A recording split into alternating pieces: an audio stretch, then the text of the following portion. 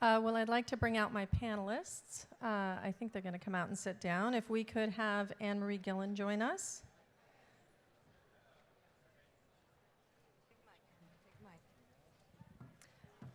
Anne-Marie is an independent producer, consultant, and the CEO of Gillen Group, LLC. Hi. We're grateful to have you today. Absolutely. Thank you. Hi, guys. Next, we have Gene Massey. He is the CEO of MediaShares. This company assists with raising money through crowdfunding. Thanks for joining us, Gene. Next, we have Marissa Roman Griffith. She is an entertainment attorney at Akin, Gump, Hauer, and Feld. She is a partner in the firm that focuses on media finance and entertainment transaction matters, and she just happens to be one of the top 100 entertainment attorneys. So thanks for joining us, Marissa. Great. Next, we have Miguel Palos. He is the CFO of I Am Global. He has assembled financing on more than 30 feature films, deploying more than $500 million in capital. And last but not least, we have Alex Kaufman, production executive for ProSight Specialty Insurance Company, Entertainment Bond Division. He was previously VP of Feature Production Finance at Paramount Pictures for over 15 years. Thanks so much for joining us. Very lucky to have these panelists on my panel today. I'd like everybody to just give a brief introduction of themselves and tell us how you interact with filmmakers who are looking for financing or have secured their financing and are ready for the next step. Can we start with you, Alex? Yeah, sure. So we interact with producers, attorneys, sales agents during all parts of the process. Generally, when producers come to us, they already will have had their financing structure in place, and we stick with them for the entire process through pre-production, through the closing of the bond, all the way through delivery. And we can talk more about that as we go along. Perfect, thanks. Miguel? From my perspective, I typically will deal with the producer on the film when it comes to making sure the budget's in place to close the bond and set the financing up right at the very sort of tail end of the creative and I don't know what you call that process, putting the film together and making sure that it's actually ready to go. We represent a variety of folks involved in the financing of on-screen content. And if we're on the lender side, we're traditionally representing banks who are providing financing. And a lot of the times, we're being given deal terms, some basic deal terms, and we're structuring the deal.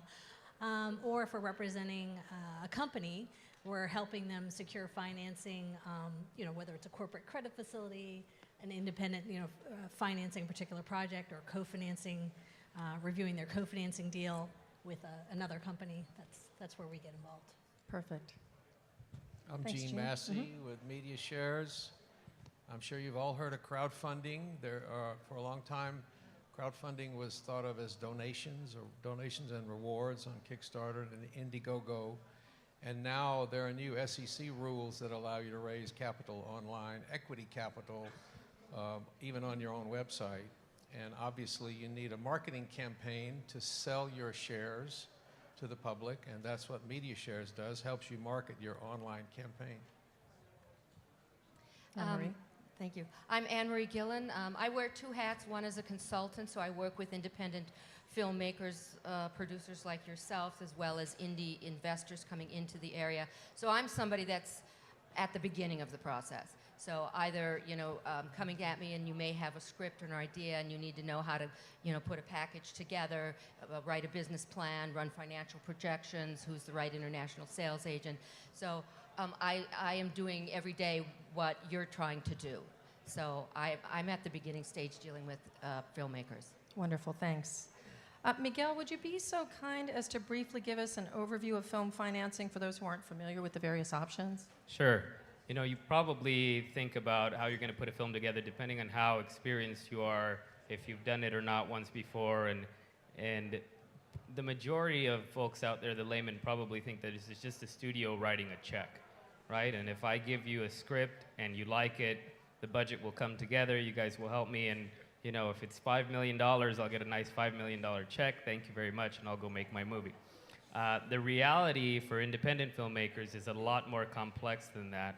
I know we're going to talk a bit more about the role of the sales agent, but as a sales agency company who also finances, we see all aspects of how this works, and there are a lot of components involved, right? One of the components and one of the reasons you're here at this conference is because tax credits have become very important. You have a $5 million movie, if you can get a subsidy from a state to help you finance your film, obviously then you only have to raise maybe 4 or 4.5 from other sources, right? Other components, which we'll jump into, is I Am Global, for example, will go take the rights to your film when we feel like it's ready, when you have a lawyer or your manager that have packaged a film for you, you have a director on it, maybe you have your lead actor.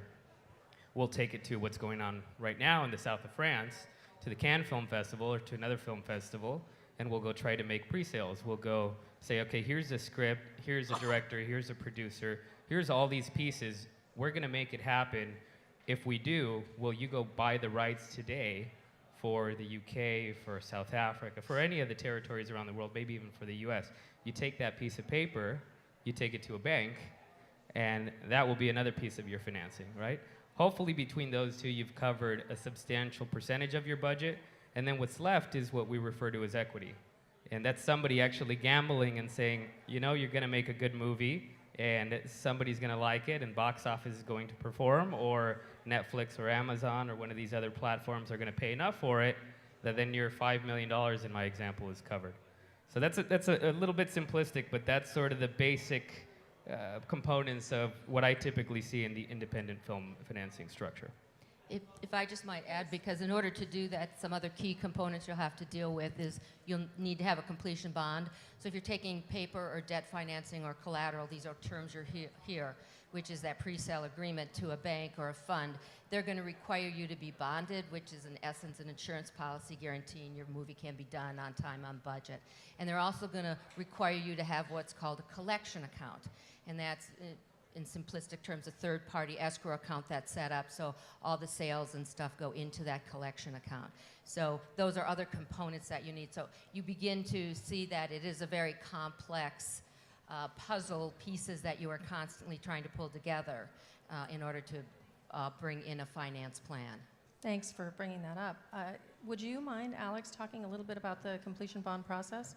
Yeah, sure. As Miguel mentioned and Anne-Marie pointed out, once you have financing from foreign sales that are the collateral for a bank loan or tax credits that are also lent against, you'll need a completion bond. And what our job is, as Anne-Marie pointed out, is to make sure that the project is delivered on time and on budget. And we basically are protecting the investment of the lender or of the equity investor. What we look for at the beginning is a sound production plan. And so we would need to see your budget, schedule, script at the very outset. And we'll review those materials and make sure that the production plan seems like it's something that can be done for the amount that you have budgeted. As the process goes along, the legal team gets involved to work with the attorneys for the bank and the other financiers, and then once it all comes together, the loan closes when the bond closes, and then the financing basically exists for the film to go forward. At that point, we continue to monitor production all the way through, as I mentioned before, delivery, to make sure that everything is going according to budget and to schedule. That's and great, even thank you. delivery, if I may add, right, Alex, you're going to make sure that if I go sign a contract with a distributor in the UK, and they want, one in or negative, nowadays it's more digital, but whatever they want in order to pay on their contract, you're going to ensure we make it. Absolutely. We make sure that the delivery elements, according to the delivery schedule, are budgeted and that they're completed. That's great, And thank you. One Marissa? thing I think is important to emphasize when they're talking about mentioning banks and why you need banks, you have to think about you need cash now to make your project, even if you've lined up pre-sales from distributors who are saying, when you tell me this picture is completed, I will pay you X dollars. Or the tax incentives that are available. They're not paid up front. They're after the fact, after you've applied, you've completed your project. So you need to figure out, how do I leverage those promises to pay me in the future to get cash now? And that's why you have to approach banks and other sources of financing to make sure that's available for you. Can I just add one point to Absolutely. Marissa's point? It's often the case in the real world, in the best of all possible worlds, the bond and the loan would close right at the start of principal photography, so that you'd have all the money that you need for production. But that doesn't always happen, and so I think that as you plan your financial structure, you need to make sure that you're thinking about the money that you're going to need in pre-production, and also money that you might need in case the bond and loan don't close at the start of principal. So it's a good idea to, well, not just a good idea, sometimes it's essential to have some kind of bridge financing or other financing that will carry you through until the loan closes. But you do need to factor the cost of something like that in. Absolutely. Because bridge financing, they charge higher fees. It's very and expensive. It's very expensive. And the reason why, it's because it's the riskiest money. Because they're really taking a risk of coming in early before everything is locked down. So that's all the things we're talking about, there's a cost, a transaction cost associated with that. That's something else you have to factor into when you're preparing your finance plan. And I often find that the smaller the budget, it could even oftentimes take more work and can cost a little bit more in transaction costs, because you're trying to lock down all these moving pieces of puzzle. And if one thing shifts, it throws everything off. That's great. I think I'm going to back up a little bit from where the process we've been talking about. It's kind of a multi-part question. So for those who have a script but no money, where do they start? How do you get people interested in financing your film? And is there such a thing as a financing checklist of things indie producers should do before going out into the marketplace to look for financing? I'd like to open that up for the panel. I'd like to say something Please. about that. If you're raising money as donations on Kickstarter, Indiegogo, it's unregulated. So you really only have to comply with the rules of the website that you're going to list on. If you're looking for investments, equity investment or loan investment from someone, and you're promising them something on the backside, you're promising them monetary rewards for their investment, now you're dealing with securities. And you have to have really good securities documents that you use when you take money from someone. You don't want to get in trouble by taking money from someone without complying with all the rules. So that's the first thing you want to do is if you're dealing with securities and investments, which is largely what we're talking about here, then you need to have the proper securities documents. So what would be an example of, what should I not do? What would be an example? You should not take money from an ordinary person that's not an accredited investor. An accredited investor is basically a millionaire, somebody that's worth $1 million excluding their house, or that has a couple of $100,000 income for several years and anticipates that for the next year. That's an accredited investor, and you can take money from them. You can even take money from them with a note on a napkin, according to the securities rules. But the reason that you have a securities document is to tell them of the risks, because they could conceivably come back to you if your movie doesn't make money and say, I thought you said this movie is going to make money, and we lost all our money, and you didn't tell me we were going to lose our money. So you have to have documents that explain the risks. That's the most important thing. And you really should have good legal counsel to prepare those documents. You can get them online yourself, and you can go to different websites and download those things, but you really should have good legal counsel if you're going to be taking money from people. I know two different people that went to prison. One guy sold more stock than he had in the offering, and another guy was selling unregistered securities, and the people lost their money. And so you have to be, it's serious business when you start taking money from people. Thank you. Anybody else have any thoughts on that when you have a script but no money?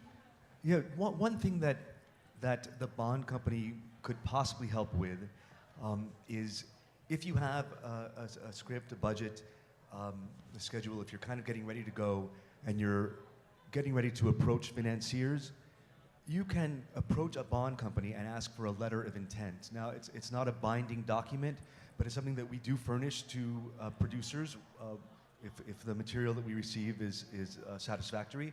And the letter of intent is something that you can bring to financial sources. It's just one thing to add to your package.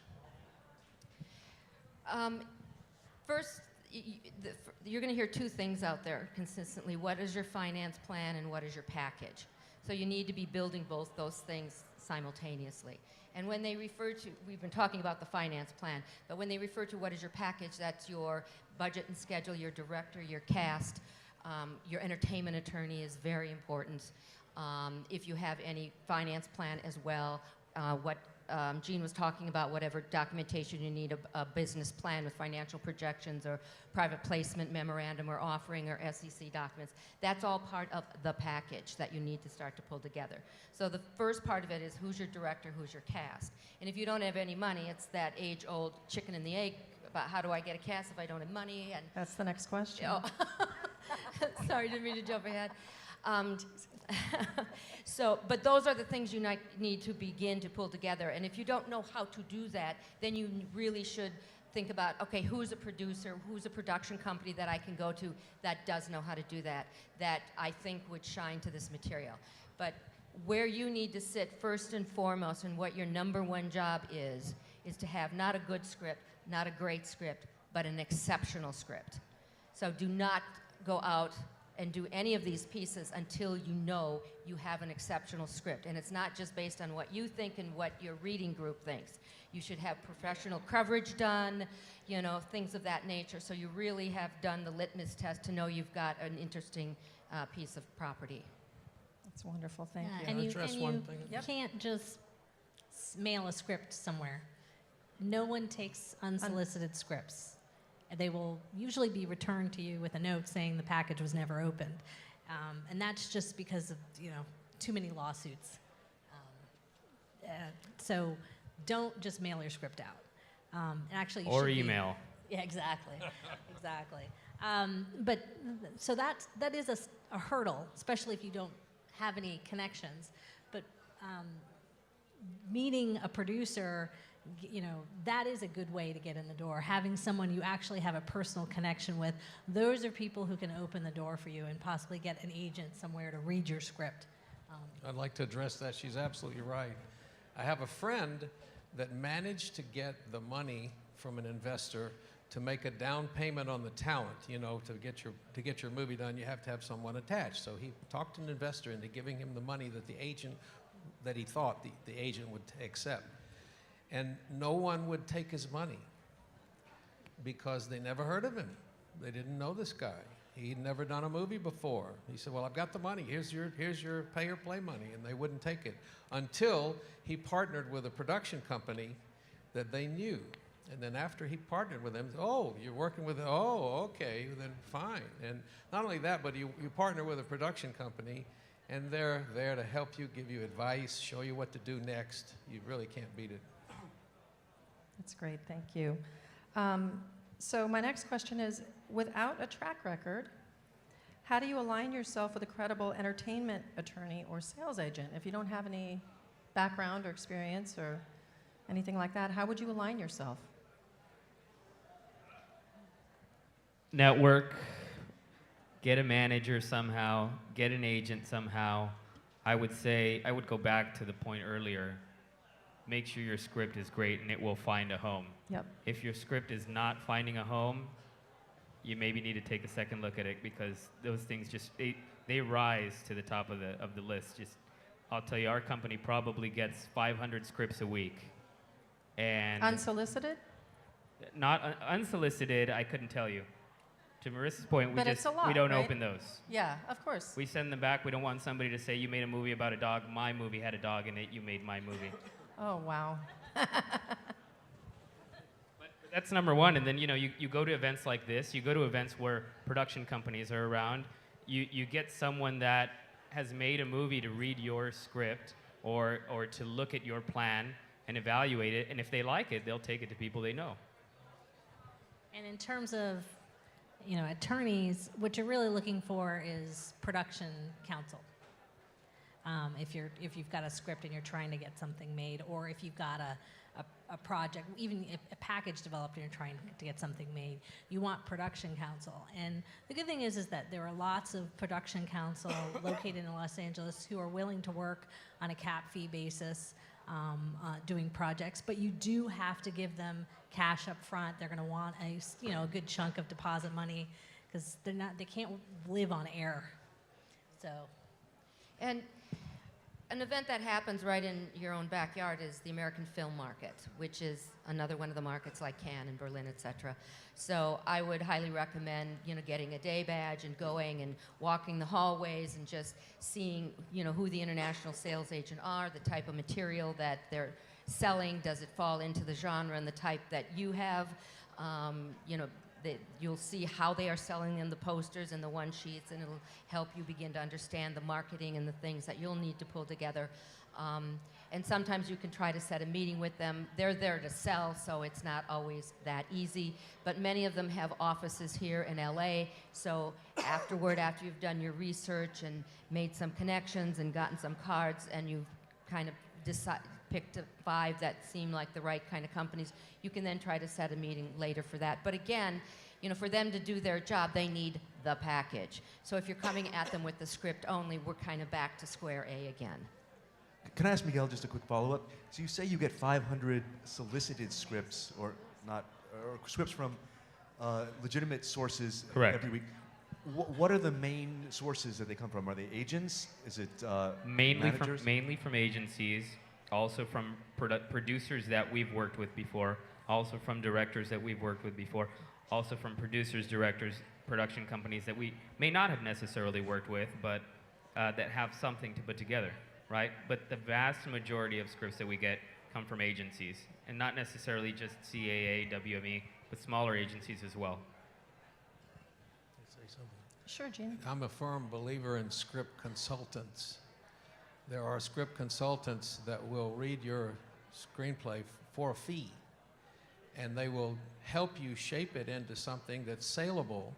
And if it's really, really great, it's the best thing they've ever seen, they know people. This is one of the things that Anne-Marie does. She helps people consult with their scripts. And if it's really, really great, she might even help you. So, I'm a firm believer in that. One of my favorite screenplay consultants is a guy named Michael Hauge, H-A-U-G-E. And he's got a book called Writing Screenplays That Sell. And it's one of my favorite books. But if you get a consultant and your screenplay is developed to the point where that person thinks it's saleable, they generally know other people that can help you. Thank you. Alex, which types of financing require a completion bond, and how do you advise filmmakers who come to you for advice before they've got their financing? Well, as we've already covered, generally senior lenders, including banks or other lenders, there are companies that work like banks, although they're not actual banks. They will generally require a bond. Also, any company that's lending against a tax credit will also require a bond. Equity investors may or may not ask for a bond. Equity investors that are investing more money and that have more experience will more likely request a bond or require a bond. When companies come to us, or when producers come to us who don't have a bond, who don't have a finance plan in place or a financing structure or financial resources, as I said before, we are able to furnish a letter of intent, and we'll do whatever we can to try to introduce producers to people who might be able to help them. But more often than not, the people who come to us already have some form of plan, some form of finance plan in place. What's the least budget that you see being bonded? Well, I can only speak for our company. You know, there are 3 bond companies in LA. Our company tends not to bond films that are less than $5 million, although there are exceptions. But the other bond companies in town, Film Finances, Unify, are more flexible, and I don't know that they actually have a minimum. But they will have a minimum fee. They will, yeah. True, that's something that I was going to bring up when Marissa was talking about how things cost money, like bridge lenders cost money. I just want to point out that there's also a fee for the bond. It's generally 2 to 3% of the production budget, less some exclusions. There are films where the bond fee might be lower, some films where they might be higher, and as Miguel points out, each company has a minimum bond fee. That's great, thank you. Miguel, would you please talk a little bit about the role of a sales agent and how that role has been expanding and what the pre-sale market is like today, both domestic and foreign? Definitely. So we still operate, for the vast majority of our library, we have a library of probably now 350 to 400 movies. The vast majority of those, we are a traditional sales agent, meaning we do not participate in the financial structure of the picture. What we do is we take, and depending on what your movie requires, we either take your script and your package with all the attachments, your director and your lead usually being the minimum, to a market prior to you making the film, and we'll try to go contract some international distribution rights with minimum guarantees for you to take to the bank if it's part of your structure and it's part of what you will require in order to make your movie. Or alternatively, we might take a finished film that you were able to either get one of those, unicorn checks from, that somebody just financed your film, you finished it, and you say, hey, now I need to find a way to distribute it. So typically, an agency like us, I Am Global, we focus on foreign. We also will deal with the studios and other US distributors, but our role historically has been to go to markets and to be your connection to all the various distribution parties in the world, to make sure your film actually sees the light of day and to get you some money for that. So present day, the film industry, I feel like the independent film industry is consolidating a bit, and we can thank the great expansion of television for that. We can thank the decline of physical home video as we see how these platforms, these digital platforms sort of begin to give us new avenues for monetization. But for various reasons, the independent film world is consolidating a little bit, and companies that have traditionally only been sales agents are now also potentially financiers, producers. We're basically a one-stop shop. So again, I go back to that library, call it 400 movies. We financed over 30 of them, right? So we financed a good number of them. And if you bring us a script that doesn't have money attached yet that we love, and again, it probably has to come through one of the agencies or your lawyer or someone that we know has vetted it so we're not spinning our wheels, then we could potentially act as someone that puts this entire finance plan together for you. And if we feel like it's a worthwhile gamble, even put in some of our own money. That's great. I know, right? I'd like to open this one up to the panel. What impact does genre, talent, pre-sales, and distribution have when obtaining financing? Anybody have thoughts on that? Well, it definitely impacts the pre-sale, market for it. So because if there's a talent, a named talent attached, or a known director, or both, those are things buyers are interested in. Also depends, is this somebody who has name recognition internationally? Because that also helps, as well. So Sure. It's quite important. Absolutely. Yeah. You want to say something? Yep. Yeah, I mean, just cast is hugely important. Director and cast are hugely important. Even if it's a low budget and ultra low budget, they're always it always helps to have some kind of marketability for it. If it's not the genre hook, like a smart horror movie, you don't really need cast for that. But if it's a really great piece of drama, you know, you're going to need some talent to really get that over the line. And the way to get that talent is have an exceptional role that they have to do. That's great. And it's about how much you want to spend, right? If you're okay with making a micro-budget movie at, you know, $1.5 million or less, then you probably can't afford that cast, but maybe you can find financing sources that are willing to take that gamble with you. If you're telling a financing company, hey, I've got this movie, it's going to cost $20 million, and here and here and here is who I want to be in it, here and here and here, better be willing to work for whatever number you have in that $20 million, and they better pull and have enough pull. Again, I don't remember who mentioned, but either internationally or in any given market that you can go make your pre-sales if necessary, where a distributor is going to say, okay, if that person's in it, I know there's a floor to the value of this movie. And that's why it's really smart to have relationships with your international sales agent early on. So before you attach that talent and, you know, jump through all those hoops, you want to be sure that talent is going to be helpful to you, and they'll be able to tell you that. Absolutely. So you want to do that before you attach the talent, I think. You want to go to your foreign sales agent and say, we're thinking about this talent. Is that a good idea? And they may come back to you and say, yes, that's a terrific idea, or we don't think so. That's great. Jean, is crowdfunding still an option for financing of an independent film? And if so, how does it work? What are producers' options when it comes to crowdfunding? Well, to address the donation version, which requires no securities documents, I'd like to give you a summary of one that I saw that was very successful. Adam Carolla had a radio show, and he had millions of listeners. And he wanted to finance his movie by crowdfunding. And so he announced on his radio show, you go to such and such a website, and you can see the trailer.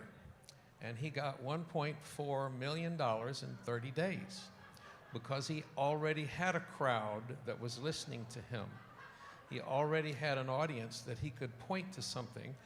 And I remember seeing that trailer. It was absolutely the funniest trailer I've ever seen in my entire life. You fell out of your chair laughing. I thought it was hilarious. So you point somebody at your website.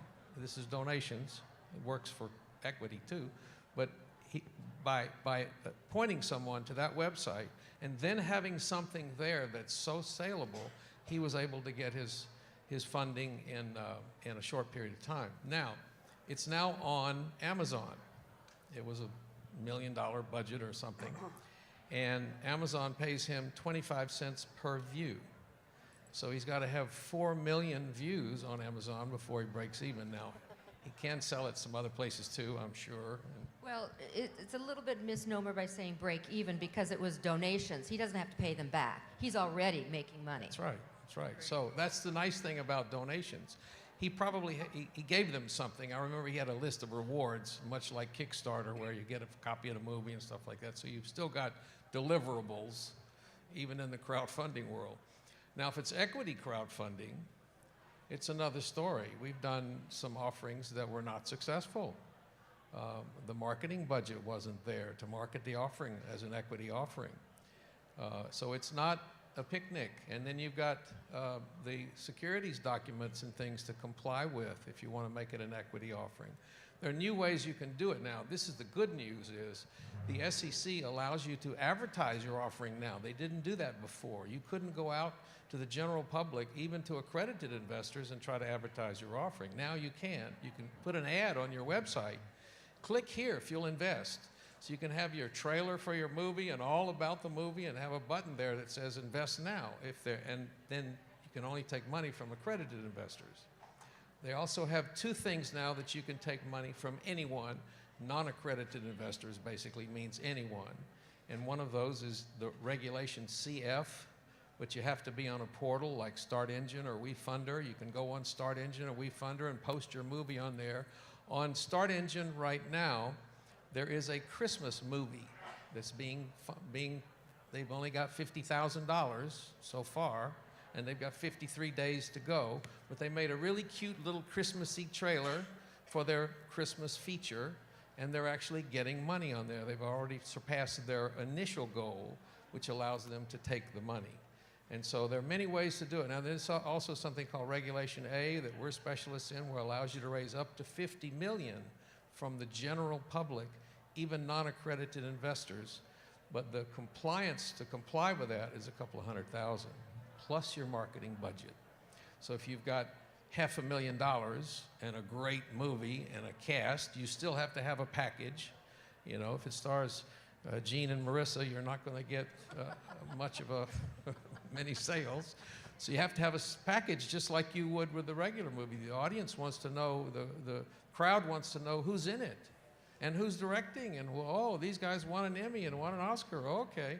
So if you've got all those things, yes, you can get your money from the crowd at your own valuation, at whatever you think the movie's worth. So it's possible, but it's not easy. Only, I think 39% of the movies on Kickstarter got their funding, and 70% of those were less than 10,000. So it's it's not a picnic, but it's possible. It is possible, but not easy, as you said. Anne-Marie, can attending film festivals and markets help indie producers secure financing? And if so, how? Well, yes, they can. The reason I say that is, one, what we talked about before, you begin to acquaint yourself with the international sales agent, and as Miguel was explaining, you know, they've had to diversify in the last 5 years, and now they're funding and they're producers as well. And there's a number of them like that, so you may find one of those that fall in love with your project. That's certainly one way. And, you know, networking and finding another producer that would like your project, that already has a track record and the connections that you particularly need, or they may have financing themselves, etc. And I've heard an odd thing every now and then where you rub elbows with an equity investor who's there to, you know, scope out the scene as well. So it is possible. Great. But I wouldn't use that as your first choice. That's great. Studios and other large producers have been using product placement for a long time. Is there any financing potential for the independent producer in using product placement? What do you think, Miguel? We've used it. I would say that it's out there and it does exist, but I wouldn't look at it as a primary source of financing. It's almost like the gravy at the end when you've got everything else in place and you need that 5 or 10% more, and even that is a stretch, you know. And then you have to be willing to live with some creative differences, right? Because in order to have that product placement fund your film, it's going to have to be prominent enough in your movie that you know, that there's a little, either the ways I've seen it done is there's either a television in a bar and there's a commercial playing in the background, and maybe it cuts to that commercial, or if you have a car brand, you might just have a focus on the emblem for longer than you think is normal for a movie. But there are ways that I've seen it done, and there are companies that specialize in that. We've worked with them. We don't work with them often because, again, it doesn't add that much to the pie, and you have to live with the creative differences. Yeah, I agree with Miguel on that it's something that can be could be a help, especially in certain departments, wardrobe or set dressing. But in terms of the overall financing of the film, I think that it's not enough to make a big dent. It's just as Miguel says, it's just gravy. Yeah, and you do have to watch out for if you are working on a product placement deal. You know, sometimes people ask for script approval. I mean, those are the things you want to avoid doing as the creative, because you don't want somebody having a say on how the scene should look, whatever. It does sort of open up a little bit of a can of worms. I think if you're trying to get a small project off the ground, it might be easier to look to someone to say, okay, can I give you an executive producer credit or something in exchange for craft services, something along those lines. I think that might be more appropriate. We did a show where we had a shot of a Coke, and They gave us all the Cokes the cast and crew could drink. It must have been $10,000 worth of soft drinks just for that shot of a Coke. So in that respect, it can be valuable. You'll hear terms out there. The longest standing term is what we're using, which is product placement, which is, you know, the Coke can, the Apple computer is in the shot, and you get the rights to use it. And as Melissa said, you know, the least amount of controls over that. But you'll also hear a term called product integration or branded entertainment. And that's more where you work with them in development to integrate their product. So instead of, you know, no, I don't want you involved, it's yes, I do want you involved in a big way because I want this to work organically in the movie so that you do want to come up with some kind of financing. Now, in order to even begin to have those conversations, they're going to want to know who's distributing the movie. So this really, those kinds of product integration where they're helping with financing of the movie are at a much higher studio level, et cetera, because they know it will be distributed. Because the reason they do it is people don't look at ads anymore. So how can they get their product seen? And this is a way they can get their product seen. So it's a great win-win-win, but they need to know there's going to be eyeballs on it. So they're not going to roll the dice at the beginning, you know, oh, I'm going to go to film festivals and see if I get a deal. That won't happen. What's the name of the movie where somebody and Kumar went to the hot hamburger place? Harold and Kumar go to White House or something. White Castle. White Castle. They got the money from White Castle to make that movie because the whole movie was about them going to get to that place. And so that's a good example of what Anne-Marie's talking about when you structure your story around the product. If you know, you might find a sponsor that'll do it. Great. We're just about to go to Q&A, so hang on to your questions. I have one more question, which I think is a doozy. Now that technology has improved, equipment is more affordable, content is shorter, lower budgets are lower than ever, are filmmakers who finance their projects by getting donations from friends and relatives tapping out their own credit cards? Are people doing this themselves? Yeah, they're doing it Is all that the still time, happening? and it's not a good idea. It's really not a good idea to tap out your credit cards. Get your Uncle Charlie to tap out his credit cards. Right? Uncle Charlie. Don't tap out your credit cards trying to make a movie. Believe me, I speak from experience. It's a tough one. It's a tough one. The best producers spend none of their own money.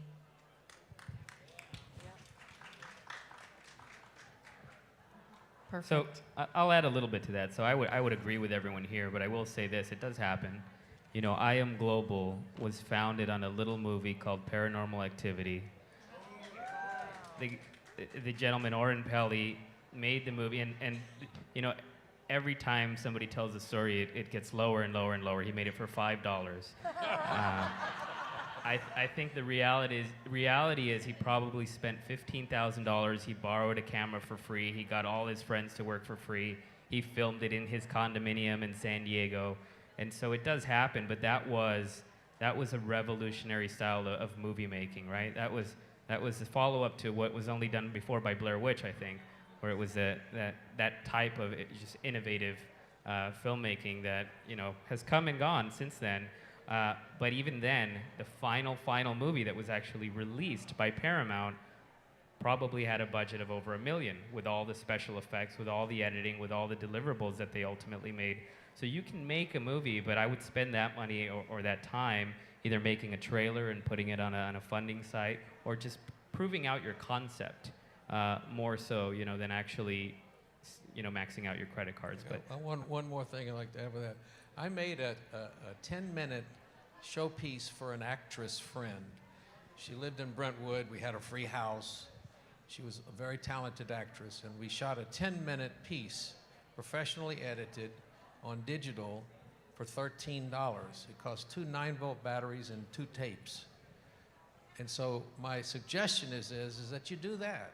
Find your filmmaker friend and go out and shoot some stuff. You know, Alfred Hitchcock said, you want to make a filmmaker, go make a film. And so there's so many ways now that you can do things for next to no money. You do it yourself, find your friends, get a digital camera, go out and shoot some stuff, and you'll learn along the way. And you can also make a little trailer of your proposed screenplay and things like that.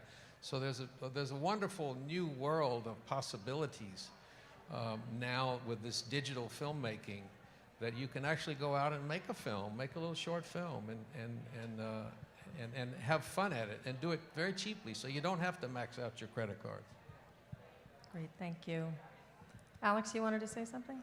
I think I was just going to agree with what everybody else on the Yep. panel has said about this. There's all kinds of films to be made. There's films to be made for, just a few dollars using free locations and the camera that you own, and then there's multi-million-dollar films. So there's really no formula. There's with the new technology, everything is possible. That's great. I would love to open it up for Q&A right here in the front. Do we have a mic for him? Thank you. Thanks for all the information. Just on the credit card front, I just wanted to just throw in a bit of counterpoint.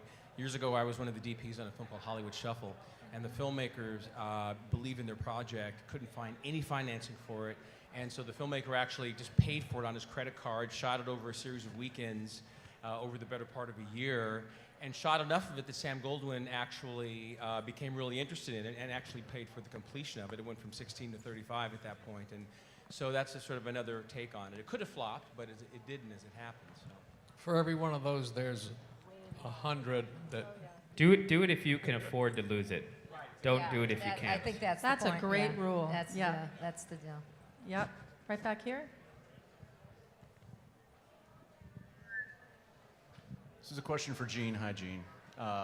So the Jobs Act has been put into law, except you're saying that if we want to do it, use the Job Act and raise equity funding, if we're only going after accredited investors, we don't have to have the huge spend. But if we want to do something where we're going to You raise... don't have to have a what? I missed that. If we're going after the accredited investors, we don't have to have all the documents drawn up. Or is it in both cases? I would never take money from anyone that I didn't have professional documents with. I was exaggerating a little bit, exaggerating a lot when I said you could write it on a napkin.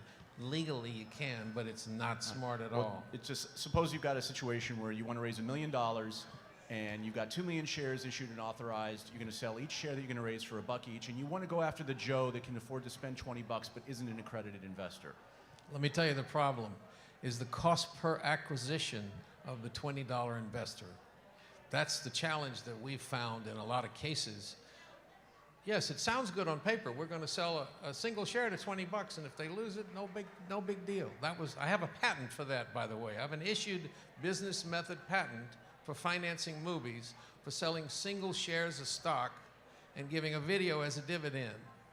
And I pitched that to Ted Sarandos. You know who he is? He's the chief content officer for Netflix. I pitched him that idea in 2002, and he said, you know what, it's not a bad idea if you can figure out a way to attract the investors, because the cost per acquisition of each investor is more than $20 that you're going to get from them. So if That's you're saying the if you problem. had that following, like the example you used, that would be a method, but if you don't have 2 Adam million Carolla people, could do that. So, But in if other you words, if you're only going for $20 and you actually have a market that you think you can get that, don't do it the securities way, do it the donation way. There's no reason to make it more complicated. so in other words, fish for whales, not minnows. Yeah, well, you know, there's a company we're working with right now that will loan you a couple of $100,000 for your advertising budget. So let's say whatever it is you're trying to raise money for, you know you're going to have a marketing budget for it. Based on a test and an algorithm from that test, they determine a cost per acquisition of each investor, and they'll loan you the money.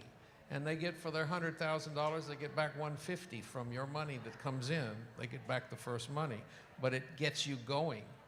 But it's a very complex process. First of all, the securities are complicated. Finding the investors are complicated, and complying with all the rules is complicated. Thank you. Yes, right here. And I promise I'll get to someone over here this next time. Hi, thank you, everybody. For a decade, I had the relative comfort of producing in Canada. And I knew that, can you hear me? That's better. I knew that in Canada, I could take all my licenses and distribution agreements and tax credit certification. I could take it to the Royal Bank, I could assign it to the Royal Bank, and they would fund my picture. They would pre-fund my picture. Who are the 3 top entities that will do that here, if any? So if you have collateral for the loan, so you have that package together, it depends on the budget size. So what budget range are you thinking? I'm talking about 5 to 7 million. Okay, so for those, I'd say, Comerica Bank will do some of the smaller ones. An outfit like IMD, what is it? 120 dB. 120 dB. Peter Graham's outfit. It's just a different range of lender. So if you're in a larger budget range, like 10 million and up, you could throw onto that pile Union Bank, City National Bank. It just sort of depends what you're looking at. So more banks down here have film funding arms. Oh yeah. Yeah. Okay. Oh, yeah, Entertainment there's divisions of banks. Absolutely. I mean, that's what I do. I represent a lot of banks in their entertainment lending divisions. So again, it just depends on what size, what budget range. I mean, Bank of America does it as well on a single project basis, but it's usually a higher level, higher tier of budget. And I would bet my bottom dollar that you can call Royal Bank of Canada and they'll do it from up there for a movie down here. They could, yes. They are down here now, because now they own City National Bank. Yeah, they bought City National. Would you add to that list companies like 3 Point Capital or Aperture? So there are other companies besides the major banks that are lending. Somebody over here? I thought I saw a hand up before. Nope. Any other questions? Yep, right here. Thank you, everyone. My question is for Mr. Miguel. Since you mentioned production company will receive 500 scripts every week, so on average, a script will have 90 pages. So I think it's impossible for anyone to read 45,000 pages in 1 week. So my question is, generally, how many pages will you read for each script? I will be honest with you, I read 0 as the finance head, but I have an acquisitions team, and they spend the majority of their days, nights, and weekends actually reading. And what they will do is they'll try to filter out the scripts by, sometimes they don't get past the first 10 pages. If it's either very, very poorly written or the story just doesn't seem like it's going anywhere, then that's it. That's all they're going to get. Maybe they'll skip to the back and see if they read the last 15 pages, if it seems like it's getting better. But the number one thing is, if it doesn't look like it's well written, it's just going to go out the door, right? We're not even going to focus on somebody that doesn't take the time to write it properly. And then otherwise, they have weekly meetings, sometimes twice a week, where they literally go through, they'll assign it to a group of about, almost the entire junior staff of the company reads. So we will take these scripts and assign maybe 5 a week to each person, right? And they will go read it, and they might not get past 10 pages, they might, and if they really love it, in that weekly meeting, where we give coverage, is what we call it, they'll try to highlight the scripts that they think are the better ones, and then more people will read it, besides just the individual that was initially assigned to it. Say something on that, too? Sure. The other thing is you know how you can tell whether someone can sing or not with just a couple of notes? And it's a lot like that with screenplays. I bet you can tell reading screenplays right away how immediately whether somebody has got something just from reading the first few pages. That's great. Right here. Thank you. So just coming off of what you said, what do you look for, like on the first few pages in a screenplay that catches you? Oh, sorry. What do you look for on the first few pages of a screenplay that catches you? And if it's different, then I'd love to hear from each and every one of you. Well, I come from being an actress, and I ran Morgan Freeman's company for a number of years, so I represented an actor. So I'm really looking for, gripping, interesting characters and the dialogue. So if I can read somebody's dialogue and I know that that's the character talking, rather than everybody sounds the same, you can't tell who's talking, that's what I look for. So I really look for interesting characters and unique dialogue. I don't know if this is exactly what you're asking, but I'll tell you what I look for when I read because of the perspective that I'm reading from. I'm looking for a script that is doable for the budget amount that you have. In other words, I want to see a match, a correlation between the appetite of the script and your resources. And you know, again, I don't actually read the scripts, but my head of acquisitions will tell you they look for something that they have not seen before. That's what they're looking for. They're looking for something innovative, for something different, for something that you're actually at page 30 when you thought you've only read 5 or 10 pages. That's great. Yes, right here. Thank you. I have a question for Melissa and a question for Miguel. The quick one for Melissa from a legal point, having produced a film or a successful film that's available on Netflix and things, I do get a lot of unsolicited subscriptions from people who find out my email. The Wisconsin part of me wants to like reply and say, I'm sorry, I can't read this, which I did for a long time, but should I just ignore it, delete, what do you do? Or do you say, set it up for auto reply, like, I'm sorry, we don't take unsolicited scripts, or? Yeah, I think honestly the safest thing you can do is send a very nice but short note back to saying, I'm sorry, but we don't take unsolicited scripts, and I have not opened this. I will not open this. It has been discarded and thrown in the trash. Okay. That you just, for your own protection. So I should answer? Yeah, I would. Okay. I would.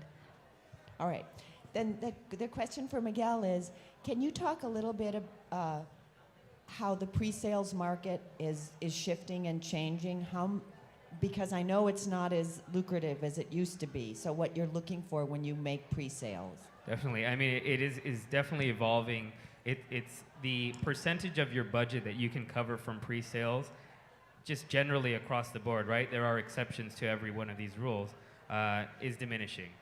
It's diminishing mainly because the foreign territories are on a bit of a time lag behind the US, and so what we experienced maybe 10 years ago in the decline of physical home video, where people would actually buy something or go rent something at Blockbuster, right? When was the last time you saw a functional Blockbuster? It is now happening worldwide, except in certain territories, they have a lapse or a gap in their ability to catch up with something like a Netflix to replace it.